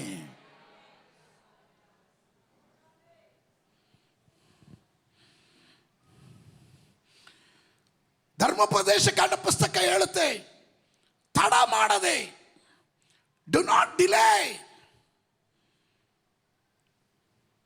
ಅನೇಕ ಜನರು ದೇವರ ಆಶೀರ್ವಾದಕ್ಕಾಗಿ ಕಾಯ್ತಾ ಇದ್ದಾರೆ.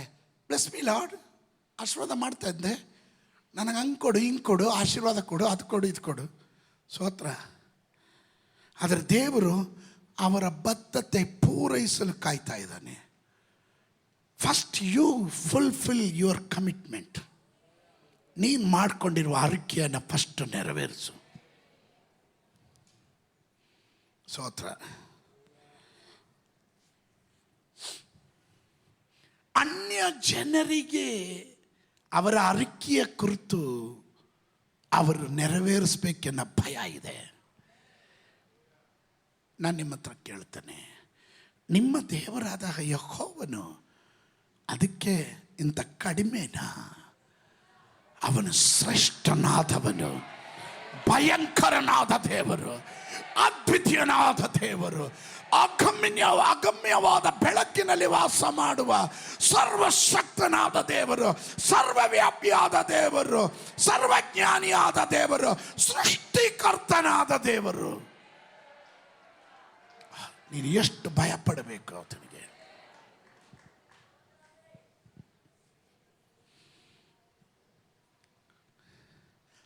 ನಾವು ನೋಡೋದೇನು, ದೇವರು ಇನ್ನ ಕೊಡಲಿ, ನೋಡೋಣ, ಮಾಡ್ತೀನಿ. ನೀನು ಎಷ್ಟು ಡಿಲೇ ಮಾಡ್ತೀಯ, ನಿನ್ನ ಆಶೀರ್ವಾದ ಡಿಲೇ ಆಗ್ತಾ ಇರೋದು. ಬೇಡ, ನಾನು ತಿಂದಿಲ್ಲ ಆದರೂ ಪರವಾಗಿಲ್ಲ, ನನ್ನ ದೇವರಿಗೆ ಮೊದಲನೇ ಸ್ಥಾನ. ಈ ತೀರ್ಮಾನಕ್ಕೆ ಬಂದರೆ ನೀನು ತಿಂದಿರೇ ಇರಲ್ಲ, ನೀನು ತಿನ್ನೋದಕ್ಕೂ ಕೊಟ್ಟಿರ್ತಾನೆ ದೇವರು. ಕಮಾನ್. ವಿಧವೆಯ ಮನೆಗೆ ಏಲಿಯನು ಹೋದಾಗ ಒಂದು ರೊಟ್ಟಿಗೆ ಬೇಕಾದಂಥ ಹಿಟ್ಟು, ಒಂದು ಮೊಗೆ ಎಣ್ಣೆ, ಅಷ್ಟೇ ತಾನೇ ಇದ್ದಿದ್ದು. ಅಯ್ಯೋ ನಮಗೆ ಇಲ್ಲ ಹೋಗಯ್ಯ ಅಂತ ಹೇಳಲಿಲ್ಲ. ಈಗಿನ ವಿಶ್ವಾಸಿಗಳಾದರೆ ಹಂಗೆ ಹೇಳೋರು, ನಮಗೆ ಇಲ್ಲ, ನೀನು ಹೋಗಪ್ಪ, ಫಸ್ಟು ನಾವು ತಿನ್ಬಿಟ್ಟು ಸಾಯೋಣ ಅಂತ. ನೀನು ಸಾಯಬೇಕಾದ ವ್ಯಕ್ತಿ ಅಲ್ಲ. ನಿನಗುಳ್ಳದನ್ನು ಫಸ್ಟ್ ಪ್ರಯಾರಿಟಿ ನಿನ್ನ ದೇವರ ವಿಷಯದಲ್ಲಿ ಕೊಡು. ಆಮೇಲೆ ಸಾಯಕ್ಕೆ ತಾನೇ ಇದೆಯಾ? ಸತ್ರನು ತಿಂದಿರೋ ಸತ್ರನು ಅಷ್ಟೇ ತಾನೇ. ಸತ್ರೆ ತಿಂದಿದ್ದ ಭಾರನು ಹೊರಬೇಕು. ತಿಂದಿರೋ ಸತ್ರೆ ಅಷ್ಟಾದ್ರೂ ಭಾರ ಕಡಿಮೆ ಆಗಿರೋದು. ಸ್ತೋತ್ರ. ಒಂದು ರೊಟ್ಟಿ ಏನು ಭಾರ ಅಲ್ಲ. ನಾನು ಹೇಳಿದ ಉದಾಹರಣೆ. ನಮ್ಮ ಪ್ಲಾನು, ನಮ್ಮ ಪದ್ಧತಿ ಏನು ಗೊತ್ತಾ? ಎಲ್ಲ ಆಗಲಿ, ಬರಲಿ, ಸಿಕ್ಕಿದ ಮೇಲೆ ಕೊಡೋಣ. ಇದರಲ್ಲಿ ಏನು ಕೊಡೋಕ್ಕಾಗತ್ತೆ? ನನಗೇ ಇಲ್ಲ, ನಾನೆಲ್ಲಿ ದೇವ್ರಿಗೆ ಕೊಡಲಿ? ನನಗೆ ಇಲ್ಲ ಎಂದು ಯಾರು ಹೇಳ್ತಿರೋ, ನಿನ್ನ ಆಯುಷ್ಕಾಲ ಪೂರ್ತಿ ನಿನಗಿರೋದೇ ಇಲ್ಲ. ಈಗ ಸ್ತೋತ್ರ ಹೇಳಲ್ಲ ನೀವು. ನಿನಗುಳ್ಳದನ್ನು ನಿನ್ನ ಕೈಯಲ್ಲಿ ಏನಿದೆ ಕೊಡೋದಕ್ಕೆ ರೆಡಿ ಆಗು. ಮಿಕ್ಕಿದ ದೇವರು ನೋಡ್ಕೊತಾನೆ. ಜೀವಕ್ಕೂ ಭಕ್ತಿಗೂ ಬೇಕಾದದ್ದು ಎಲ್ಲವನ್ನ ಒದಗಿಸೋದಕ್ಕೆ ಅವನು ಶಕ್ತನಾದ ದೇವರು ಎಂದು ನಂಬುವವರು ಯಾರಾದರೂ ಇದರ ಒಳಗಡೆ ಇದ್ರೆ ಅನುಭವದಿಂದ ಒಂದು ಸ್ತೋತ್ರ ಹೇಳ್ರಿ ಪ್ರಿಯರೇ.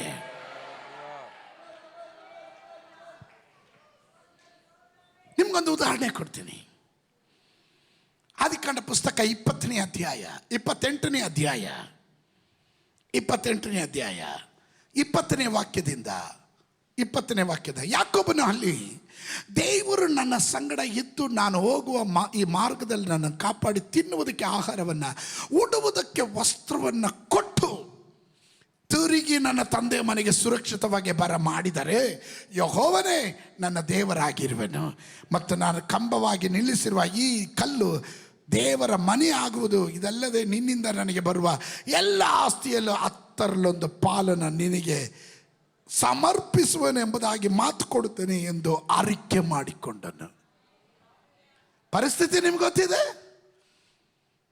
ಕಣ್ಣು ಕಾಣದೇ ಇರುವ ಅಪ್ಪನನ್ನು ವಂಚಿಸಿ ಸ್ವಂತ ಸಹೋದರನಾದ ಏಸಾವನನ್ನು ವಂಚಿಸಿ, ಕಣ್ಣು ಕಾಣದೇ ಇರುವ ತಂದೆಯಾದ ಈಸಾಕನನ್ನು ವಂಚಿಸಿ, ಅಪ್ಪನ ಜ್ಯೇಷ್ಠ ಪುತ್ರನಿಗೆ ಲಭಿಸಬೇಕಾದ ಆಶೀರ್ವಾದವನ್ನು ಕಬಳಿಸಿಕೊಂಡು, ಅಣ್ಣನ ಕೋಪಕ್ಕೆ ತುತ್ತಾಗಿ ಪ್ರಾಣ ಭಯದಿಂದ ಓಡಿ ಹೋಗ್ತಾ ಇರುವಾಗ, ಬೇರ್ಷೆಬಾ ಮರುಭೂಮಿಯಲ್ಲಿ ಅಲೆದಾಡುತ್ತಾ ಹೋಗುವಾಗ, ಅವನು ಬಂದು ಆ ರಾತ್ರಿಯಲ್ಲಿ ಬೇರ್ಷೆಬಾದಲ್ಲಿ ಕಳಿಬೇಕಾದ್ರೆ ತಲೆಗಿಡೋದಕ್ಕೆ ದಿಂಬಿರಲಿಲ್ಲ. ಕಲ್ಲನ್ನೇ ದಿಂಬಾಗಿಟ್ಕೊಂಡು ಹೇಳ್ದ, ಇದು ಬೆಥೇಲ್, ಇದು ದೇವರ ಮನೆ ಆಗುತ್ತೆ ಅಂತ ಅರಿಕೆ ಮಾಡಿ ಹೋದ. ನಾನು ಹೋಗುವ ಸ್ಥಳಗಳನ್ನು ಸುರಕ್ಷಿತವಾಗಿ ಕಾಪಾಡಿ ನನ್ನನ್ನು ಮತ್ತೆ ಇಲ್ಲಿ ನನ್ನನ್ನು ಆಶೀರ್ವಾದ ಮಾಡಿ ಕರ್ಕೊಂಬಂದರೆ ನನಗೆ ಸಿಗೋದ್ರಲ್ಲಿ ಎಲ್ಲದರಲ್ಲೂ 10ರಲ್ಲಿ 1 ಭಾಗ ನಾನು ನಿನಗಾಗಿ ಕೊಡ್ತೀನಿ ಅಂತ ಅರಿಕೆ ಮಾಡಿಬಿಟ್ಟು ಹೋಗ್ದ. ಅರಿಕೆ ಮಾಡೋದ. 20 ವರ್ಷಗಳು ಕಳೆಯಿತು. ಲಾಬಾನನ ಮನೆಯಲ್ಲಿ 20 ವರ್ಷಗಳ ನಂತರ ದೇವರು ಅವನಿಗೆ ಹೇಳ್ತಾ ಇದ್ದಾನೆ. 31ನೇ ಅಧ್ಯಾಯದ 13ನೇ ವಾಕ್ಯ. ಬೆಥೇಲಿನಲ್ಲಿ ನೋಡ್ರಿ, ದೇವರು ಅನೇಕ ವರ್ಷಗಳ ನಂತರ ಅವನನ್ನು ಎಚ್ಚರಿಸ್ತಾ ಇದ್ದಾನೆ. ಯಾಕೋಬನೇ, ಸೆಟ್ಲ್ ಆಗ್ಬಿಟ್ಟೇನೋ? ಆಶೀರ್ವಾದ ಬಂದಿದ ತಕ್ಷಣ ಅಲ್ಲೇ ಸೆಟ್ಲ್ ಆಗ್ಬಿಟ್ಟೇನೋ? ಬೆಥೇಲಿನಲ್ಲಿ ನಿನಗೆ ಕಾಣಿಸಿದ ದೇವರು ನಾನೇ. ಅಲ್ಲಿ ಕಂಬದ ಮೇಲೆ ಎಣ್ಣೆ ಒಯ್ದು ನನಗೆ ಅರಿಕೆ ಮಾಡಿಕೊಂಡೆ ಅಷ್ಟೇ. ಈಗ ನೀನು ಎದ್ದು ದೇಶವನ್ನು ಬಿಟ್ಟು ನೀನು ಹುಟ್ಟಿದ ದೇಶಕ್ಕೆ ತಿರುಗಿ ಹೋಗು ಅಂತ ಹೇಳಿದನು. ಅಲ್ಲೆಲೂಯ. ಕೆಲವರು ಹಂಗೆ ಹೋಗಿದ್ದಾರೆ, ಅಲ್ಲಿ ಹಂಗಂಗೆ ಅಡ್ಜಸ್ಟ್ ಆಗ್ಬಿಡ್ತಾರೆ, ಹಂಗಂಗೆ ಸೆಟ್ಲ್ ಆಗ್ಬಿಡ್ತಾರೆ. ಆದರೆ ಆರಿಕೆ ನೀನು ಮಾಡಿಬಿಟ್ಟು ನೀನು ಹೋಗಿ ಸೆಟ್ಲ್ ಆಗೋದಕ್ಕಲ್ಲ, ನಿನ್ನನ್ನು ಆಶೀರ್ವಾದ ಮಾಡಿದ್ದು ದೇವರ ಮುಂದೆ ನೀನು ಮಾಡಿದ ಆರಿಕೆ ಸುರಕ್ಷಿತವಾಗಿ ಹೋಗೋ ಸ್ಥಳದಲ್ಲಿ ಕಾಪಾಡಿ ನಿನ್ನನ್ನು ಈ ದೇಶಕ್ಕೆ ವಾಪಸ್ ಕರ್ಕೊಂಬರ್ತೀನಿ ಅಂತ, ಕರ್ಕೊಂಬರ್ಬೇಕು ಅಂತ ನೀನು ಅರಿಕೆ ಮಾಡಿದೆ ಅಲ್ಲ. ಟೈಮ್ ಆಯ್ತು, ಎದ್ದೋಳು ಅಲ್ಲಿಂದ ಎದ್ದೇಳು. ನೀನು ಎದ್ದು ದೇಶವನ್ನು ಬಿಟ್ಟು. What A covenant. ಆಮೇಲೆ ನೋಡ್ರಿ, ಯಾಕೋಬನ ಮುಂದಿನ ಜೀವನ ಬೆಥೇಲಿಗೆ ವಾಪಸ್ ಬಂದು ಅವನು ಮಾಡಿದ ಹರಕೆಯನ್ನ ಅವನು ನೆರವೇರಿಸ್ತಾ ಇದ್ದ ಹಾಗೆ ಅವನ ಮರಣ ಭಯ ಅವನಿಂದ ಹೋಯಿತು. ಅದುವರೆಗೂ ಏಸಾವನ ಭಯ ಇತ್ತು ಅವನಿಗೆ. ಅಣ್ಣನ ಕೈಗೆ ಸಿಕ್ಕಿದ್ರೆ ಕೊಂದಾಕ್ಬಿಡ್ತಾನೆ ಅಂತ ಭಯ ಇತ್ತು. ಆದರೆ ಯಾವಾಗ ಅವನ ದೇವರ ಸನ್ನಿಧಾನದಲ್ಲಿ ಹಿಂತಿರುಗಿ ಬಂದು ಅರಿಕೆಯನ್ನು ಪೂರೈಸಿದ್ನೋ, ಅವನ ಸೀಸನ್ ಚೇಂಜ್ ಆಯಿತು. Hallelujah, hallelujah, hallelujah. ಇವತ್ತು ಹಗಲೊತ್ತಿನಲ್ಲಿ ನಾನು ಪ್ರವದಿಸ್ತಾ ಇದ್ದೇನೆ, ಕೆಲವರ ಸೀಸನ್ ಚೇಂಜ್ ಆಗಕ್ಕೆ ಹೋಗುತ್ತೆ, ಕೆಲವರ ಅವಸ್ಥೆಗಳು ಬದಲಾವಣೆ ಆಗುತ್ತೆ. ನೀನು ಅರಿಕೆಯನ್ನು ನೆರವೇರಿಸುವಾಗ ನಿನ್ನ ಜೀವನದ ಚರಿತ್ರೆಯನ್ನು ದೇವರು ಬದಲಾಯಿಸಕ್ಕೆ ಹೋಗ್ತಾ ಇದ್ದಾನೆ. ನಂಬೋರು ಮಾತ್ರ ಆಮೇನ್ ಹೇಳ್ರಿ, ನಂಬೋರು ಮಾತ್ರ ಆಮೇನ್ ಹೇಳ್ರಿ. Hallelujah. Amen. Some breakthroughs are connected to unfinished obedience. ಕೆಲವೊಂದು ಬಿಡುಗಡೆಗಳು ನಡೀಬೇಕಾದ್ರೆ ನೀನು ಮಾಡ್ಕೊಂಡಿರೋ ಅರಿಕೆ ನೆರವೇರಿಸು, ಅದರೊಂದಿಗೆ ನಿನ್ನ ಬಿಡುಗಡೆಯು ಆರಂಭ ಆಗುತ್ತೆ. ಸೋತ್ರ ಸೋತ್ರ ಸೋತ್ರ. ಎಷ್ಟೆಷ್ಟೋ ಹೇಳಿದ್ವಿ, ಎಲ್ಲ ಮರ್ತೋಗ್ಬಿಟ್ಟವಲ್ಲ ಪಾಸ್ಟ್ರೇ.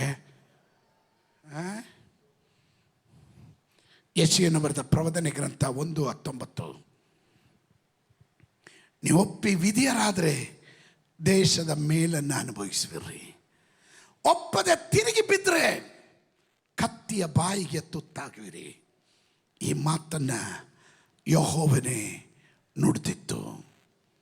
ನೋಡಿದ್ರ, ನೀವು ಒಪ್ಪಿ ವಿಧೇಯರಾದರೆ, ನೀನು ಒಡಂಬಡಿಕೆಯನ್ನು ಆ ಪ್ರಮಾಣದಲ್ಲಿ ನಿಂತರೆ ನಿನಗೆ ದೇಶದ ಮೇಲನ್ನು ನೀನು ಅನುಭವಿಸ್ತೀಯ. ಯಾರಾದರೂ ಗಟ್ಟಿಯಾಗಿ ಹೇಳ್ರಿ, ದೇಶದ ಮೇಲನ್ನು ನಾನು ಅನುಭವಿಸ್ತೇನೆ. ಅರ್ಥ ಆಗ್ತಾ ಇದೆಯಾ? ನೀವು ನನ್ನ ಜೊತೆ ಇದ್ದೀರಾ? ಇದರಲ್ಲಿ ಇರುವ ಸಮೃದ್ಧಿಯನ್ನು ನೀವು ಅನುಭವಿಸ್ತೀರಾ. ಇದರಲ್ಲಿರುವಂಥ ಆಶೀರ್ವಾದಗಳು ನಿಮ್ಮ ಪಾಲಾಗುತ್ತೆ. ನೀವು ಕೈ ಹಚ್ಚುವ ಕೆಲಸ ಕಾರ್ಯಗಳು ಸಫಲವಾಗುವಂಥದ್ದಾಗಿದೆ. ನೀನು ಪ್ರಮಾಣದಲ್ಲಿ ನಿಂತರೆ ದೇವರು ನಿನ್ನ ಜೊತೆಯಲ್ಲಿ ನಿಲ್ಲುವಂತನಾಗಿರ್ತಾನೆ. ಧರ್ಮೋಪದೇಶ ಕಂಡ ಪುಸ್ತಕ ಡ್ಯೂಟ್ರೋನಾಮಿ 28:1-2. ನೀವು ನಿಮ್ಮ ದೇವರಾದ ಯೆಹೋವನ ಮಾತನ್ನು ಶ್ರದ್ಧೆಯಿಂದ ಕೇಳಿ ನಾನು ನಿಮಗೆ ಬೋಧಿಸುವ ಆತನ ಆಜ್ಞೆಗಳನ್ನು ಅನುಸರಿಸಿ ನಡೆದರೆ ಆತನ ಭೂಮಿಯ ಮೇಲಿರುವ ಎಲ್ಲ ಜನಾಂಗಗಳಿಗಿಂತ ನಿನ್ನನ್ನು ಉನ್ನತ ಸ್ಥಿತಿಗೆ ತರುವನು. ನಿಮ್ಮ ದೇವರಾದ ಯೆಹೋವನ ಮಾತಿಗೆ ಕಿವಿಗೊಟ್ಟು ನಡೆದರೆ ಈ ಶುಭಗಳೆಲ್ಲ ನಿಮಗೆ ಪ್ರಾಪ್ತವಾಗುತ್ತೆ. ಆಮೇನ್. ಇದು ಪ್ರಾಪ್ತವಾಗಬೇಕು. ಈ ಅನುಸರಿಸದೇ ಇದ್ದರೆ ಏನಾಗುತ್ತೆ ಎನ್ನುವುದನ್ನು ನಿಮ್ಮ ಗಮನಕ್ಕೆ ತಂದು ನಾನು ನಿಲ್ಲಿಸ್ತೀನಿ. ಅರಿಕೆ ಪೂರೈಸಲು ವಿಫಲವಾದರೆ ನಮ್ಮ ಜೀವನದಲ್ಲಿ ಗಂಭೀರವಾದ ಪರಿಣಾಮಗಳು ಉಂಟು ಮಾಡಬಹುದು. Again I will tell you, failure to fulfill a vow can bring serious consequences. ಗಂಭೀರವಾದ ಪರಿಣಾಮಗಳನ್ನು ನಿಮ್ಮ ಜೀವನದಲ್ಲಿ ಉಂಟು ಮಾಡಬಹುದು. ಅದರಿಂದಲೇ ನಾವುಗಳು ಅವುಗಳನ್ನು ನೆರವೇರಿಸುವವರಾಗಿರಬೇಕು. ಮಲಾಕಿಯರಿಗೆ ಬರೆದ ಪ್ರವಚನ ಗ್ರಂಥ 1:14 ಪಾಸ್ಟರ್ ಆ ವಾಕ್ಯ ಓದ್ರಿ ನೋಡೋಣ. ಒಬ್ಬನು ಅರಕೆ ಹೊತ್ತು ತನ್ನ ಹಿಂಡಿನಲ್ಲಿ ಗಂಡು ಪಶುವಿದ್ದರೂ ಕಳಂಕವಾದ ಪಶುವನ್ನು ಯೆಹೋವನಿಗೆ ಯಜ್ಞ ಮಾಡಿದರೆ ಆ ಮೋಸಗಾರನಿಗೆ ದಟ್ ಮೀನ್ಸ್ ನೀನು ಅರಿಕೆ ಮಾಡಿ ನಿನಗೆ ಆಶೀರ್ವಾದ ದೇವರು ಕೊಟ್ಟು ಆಶೀರ್ವಾದಗಳನ್ನೆಲ್ಲ ಬಚ್ಚಿಟ್ಟು ದೇವರ ಸಮ್ಮುಖದಲ್ಲಿ ನೀನು ನಾಟಕ ಕಪಟ ಮಾಡಿದ್ರೆ ನಿನ್ನನ್ನು ಕರೆಯೋ ಹೆಸರು ಮೋಸಗಾರ ಅಂತ. Praise God. ಆಮೆನ್. ಈ ಯೋನ ಪ್ರವಾದಿಯ ಕುರಿತು ನಾವು ಎಲ್ರಿಗೂ ಗೊತ್ತಿದೆ. ಅವನ ಅರಿಕೆ ಮಾಡಿಬಿಟ್ಟು ಓಡೋಗ್ಬಿಟ್ಟವನು. ಯೋನ ಪ್ರವಾದನೆ ಗ್ರಂಥ 2:9 ಮತ್ತು 10ನೇ ವಾಕ್ಯ. ನಾನಾದರೂ ಸ್ತೋತ್ರ ಧ್ವನಿಯಿಂದ ನಿನಗೆ ಯಜ್ಞವನ್ನು ಅರ್ಪಿಸುವೆನು, ಮಾಡಿಕೊಂಡ ಅರಿಕೆಯನ್ನು ಸಲ್ಲಿಸುವೆನು. ರಕ್ಷಣೆಯು ಯೆಹೋವನಿಂದಲೇ ಉಂಟಾಗುವುದು. ಯೆಹೋವನು ಮೀನಿಗೆ ಅಪ್ಪಣೆ ಮಾಡಲು ಅದು ಯೋನನನ್ನು ಒಣನೆಲದಲ್ಲಿ ಕಾರಿಬಿಟ್ಟಿತು. ನೋಡಿದ್ರ, ಇವನ್ ತಪ್ಪಿಸ್ಕೊಂಡು ಓಡೋದ, ಅರಿಕೆ ಮಾಡ್ಕೊಂಡ. ದೇವ್ರು ಏನ್ ಮಾಡಿದ್ರು? ಆ ಅರಿಕೆಗೆ ಉತ್ತರ ಕೊಟ್ಟರು. ದೇವರು ಹೇಳ್ತಾ ಇದ್ದಾರೆ, Jonah was not in the belly of the fish because God was unable to deliver him. He was there because he had resisted God's assignment and calling. ದೇವರಿಗೆ ಮೀನಿನ ಹೊಟ್ಟೆಯಿಂದ ಅವನು ಹೊರಗಡೆ ತರೋದೇನು ದೊಡ್ಡ ಕಷ್ಟ ಏನಲ್ಲ. ಇವನ್ ತಪ್ಪಿಸ್ಕೊಂಡು ಓಡೋಗಿರೋ ಅಸೈನ್ಮೆಂಟ್ ದೇವರ ಪದ್ಧತಿಗೆ ವಿರುದ್ಧವಾಗಿ ಓಡೋದ್ನಲ್ಲ. ಅವನಲ್ಲಿ ರಿಪೆಂಟ್ ಮಾಡ್ದ. ಎಲ್ಲಿ ಮಾಡ್ದ? ಮೀನಿನ ಹೊಟ್ಟೆ ಒಳಗಡೆ. ಆಮೇಲೆ ಆಗ ಅವನು ತೀರ್ಮಾನ ಮಾಡ್ದ, ನನ್ನ ಕಮಿಟ್ಮೆಂಟ್ಗಳಿಗೆಲ್ಲ ನಾನು ಬದ್ಧನಾಗಿರ್ತೀನಿ. ನೋಡ್ರಿ 9ನೇ ವಾಕ್ಯ ನೋಡ್ರಿ, 2:9. ನಾನಾದರೂ ಸ್ತೋತ್ರ ಧ್ವನಿಯಿಂದ ನಿನಗೆ ಯಜ್ಞವನ್ನು ಅರ್ಪಿಸುವೆನು, ಮಾಡಿಕೊಂಡ ಅರಿಕೆಯನ್ನು ಸಲ್ಲಿಸುವೆನು. ನೋಡಿದ್ರ, ಅಲ್ಲಿ ಬಿದ್ದು ಅನುಭವಿಸಿದ ಮೇಲೆ ಹೇಳ್ತಾ ಇದ್ದಾನೆ. 10ನೇ ವಾಕ್ಯ ಹೇಳ್ತದೆ, ಅವನದನ್ನು ನೆರವೇರಿಸಲು ದೇವರು ಅವನಿಗೆ ಮೀನಿಗೆ ಹೇಳ್ತಾ ಇದ್ದಾನೆ, ಅಪ್ಪಣೆ ಕೊಡ್ತಾನೆ, ಯೋನನು ಒಣ ನೆಲದಲ್ಲಿ ಅವನನ್ನು ಕಾರಿಬಿಡು. ಅಂದರೆ ನಡು ಸಮುದ್ರದಲ್ಲಿ ನುಂಗಿದ್ದು ತಗೊಂಬಂದು ಒಣ ನೆಲದಲ್ಲಿ ಎಲ್ಲಿಗೆ ಹೋಗೋಕ್ಕಿದ್ದ? ನಿನವೇ ಪಟ್ಟಣಕ್ಕೆ ಹೋಗಂದ್ರೆ ತಾರ್ಸಿಸ್ಕೋದ. ಹೇಳಿದ ಮಾತು ಕೇಳದೆ ಇರೋನ್ನ ಸೋತ್ರ. ಕೆಲ ಮೀನುಗಳು ನುಂಗೋದು, ಕೆಲ ಇಕ್ಕಟ್ಟಿನಲ್ಲಿ ನೀನು ತಗೊಂಡೋಗಿ ತಗಲಾಕೋದು ನಿನ್ನನ್ನು ಹಾಳು ಮಾಡೋದಕ್ಕಲ್ಲ, ಅಲ್ಲಾದರೂ ಮಾನಸಾಂತರ ಪಡು ಅಂತ. ನಾನು ಹೇಳ್ತೀನಿ ಕೇಳ್ರಿ, ಕೆಲವರು ಕೆಟ್ಟ ಮೇಲೆ ಬುದ್ಧಿ ಬರುತ್ತೆ ಅಂತಾರೆ, ಕೆಲವರು ಕೆಟ್ಟರು ಬುದ್ಧಿ ಬರಲ್ಲ. ನಿಮ್ಗೆ ಅರ್ಥ ಆಗ್ತಿದೆಯಾ ನಾನು ಹೇಳೋದು? ಕೆಲವರಿಗೆ ಕೆಟ್ಟ ಮೇಲೆ ಬುದ್ಧಿ ಬರುತ್ತೆ ಅಂತಾರೆ, ಆದರೆ ಕೆಲವರು ಕೆಟ್ಟರು ಬುದ್ಧಿ ಬರಲ್ಲ. ಜಟ್ಟಿ ಕೆಳಗಡೆ ಬಿದ್ರು ಮೀಸೆ ಮಣ್ಣಾಗಿಲ್ಲ ಅಂದಂಗೆ. ಡಾನ್ ಡೂನ್ ಡಯಾಡುಸ ಏನಾಗಿಲ್ಲ, ಏನಾಗಿಲ್ಲ. ಎಲ್ಲಿ ಯಾರು ಯಾವಾಗ ಬಿದ್ದೆ? ಎಲ್ಲಿ ಇಲ್ಲೇ ಸೋತ್ರ, ಎಲ್ಲಿ ಮೀಸೆ ನೋಡು ಮಣ್ಣಾಗಿಲ್ಲ. ಶೂನ್ಯತೆಯಿಂದ ಶೂನ್ಯತೆ ಕಡೆಗೆ, ದಾರಿದ್ರ್ಯದಿಂದ ದಾರಿದ್ರ್ಯದ ಕಡೆಗೆ ಹೋಗ್ತಾ ಇದ್ರು ಡಾಮ್ ಡೂಮ್ ಡಯಾಡುಸ ಅಂತ ನಡೀತಾ ಇರ್ತವೆ. ಮನಸಾಂತರ ಮಾತ್ರ ಪಡೋದಲ್ಲ. ಮನ ತಿರುಗೋ. ಮೀನಿನ ಹೊಟ್ಟೆ ಒಳಗಡೆ ಅವನ ಮನ ತಿರುಗದ. ಸ್ತೋತ್ರ. ಫಸ್ಟ್ ಒಳ್ಳೆ ರೀತಿಯಲ್ಲಿ ಹಡಗಲ್ಲಿ ಓಡೋದಾಗ ದೇವ್ರು ಹೇಳಿದ್ರು, ಬೇಡ ಹೋಗ್ಬೇಡ, ನಿನ್ವೆಗೆ ಹೋಗು, ತರ್ಶಿಸ್ಗೆ ಹೋಗ್ಬೇಡ ಅಂತ. ಎಸ್ಕೇಪ್. ಕೆಲವರೆಲ್ಲ ಎಸ್ಕೇಪ್ ಆಗ್ತೀರಾ. ಪಾಸ್ಟರ್ ಕೈಯಿಂದ ಎಸ್ಕೇಪ್, ದೇವರ ವಾಕ್ಯದಿಂದ ಎಸ್ಕೇಪ್, ಸಭೆಯಿಂದ ಎಸ್ಕೇಪ್. ಎಲ್ಲಿಗೆ ಹೋಗ್ತೀಯ ಅಣ್ಣ? ತಿಪ್ಪರ್ಲಾಗ ಹೊಡೆದು ದೇವ್ರು ಕರ್ಕೊಂಡ್ಬರ್ತಾನೆ ವಾಪಸ್ಸು.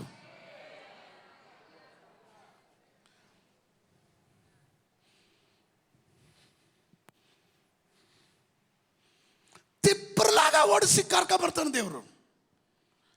ಮರ್ಯಾದೆಗಿರ್ಬೋದಾಗಿತ್ತು, ಒಳ್ಳೆಯ ಹೆಸರು ಮಾಡ್ಬೋದಾಗಿತ್ತು, ಹಾಳು ಮಾಡ್ಕೊಂಡ.